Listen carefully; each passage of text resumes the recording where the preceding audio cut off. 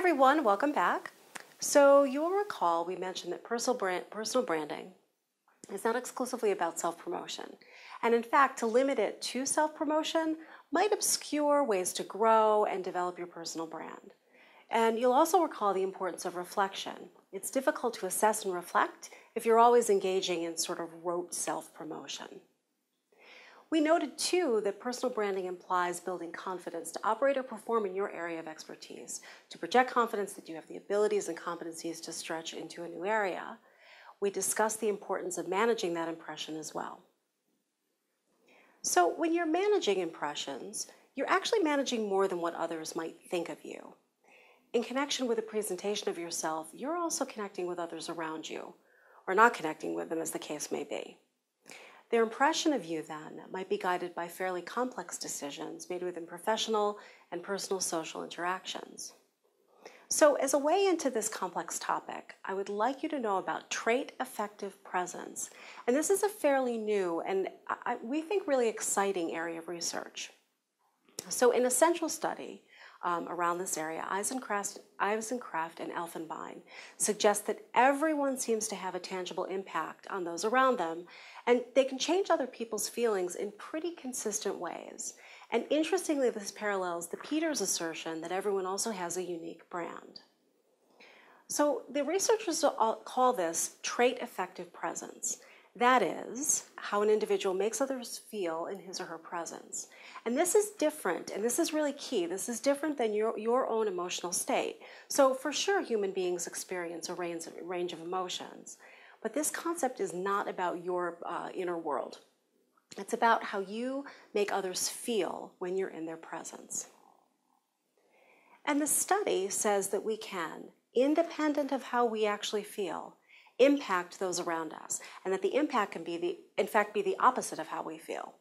So in other words, generally happy people might actually have a negative impact on others, and those who might be more depressive in nature, maybe tend towards being a little more brooding or despondent, can in fact nonetheless energize their colleagues. So let me give you an example to show you what I mean. Let's say you have a project that's due before the end of today, and you budgeted time to finish it. So you're working away, and suddenly you find yourself watching a silly video of a cat on the internet. And I'm pretty sure we've all seen these videos. So we have cats with hula hoops, cats chasing dogs' tails, cats sitting on top of dogs' heads, cats and turtles. You get the picture. You can also know that I watch these videos all the time. So the video itself doesn't have any value for your project. And as a matter of fact, it's stealing your time from the time you actually budgeted to complete the project, but you're still watching it and you're still enjoying it because they're cute. And it's usually easier to watch the cats than finish your project. So sometimes things appear to be positive, but they actually leave a negative consequence. And some things might appear to be negative, but they actually have a positive impact. The study also suggests that you might tend to consistently elicit the same emotions from people no matter your mood, which is really an intriguing suggestion given our next discussion of forming and then managing brand impressions in a goal-oriented performance scenario such as an interview. And then connected to this area, another researcher, Barrios, is a PhD candidate, and he's also studying sort of trait affective presence, only his research looked at speed dating, which for sure is an entirely different kind of performance.